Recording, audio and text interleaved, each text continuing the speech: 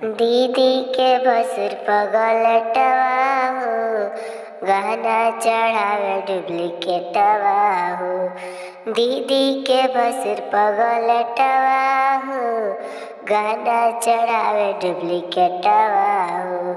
गहना चढ़ावे के तो टुकुर टुकुर ताकता, गहना के डिबावा सलाई रिंच से खोलता।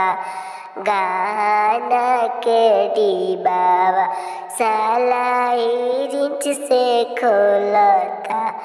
काकाले आइला बसरू हो, डिबिया में मुन मुन तू हो।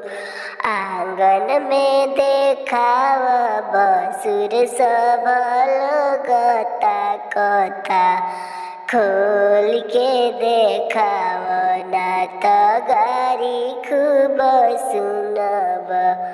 खोल के देखाव ना तो गारी खूब सुनब। दीदी के बसुर पगलटवा हो, गहना ले डुप्लीकेटवा हो। सड़िया चढ़ावे के तो टुकुर टुकुर ताकता, आंगन में आके बसुरा टुकुर टुकुर ताकता।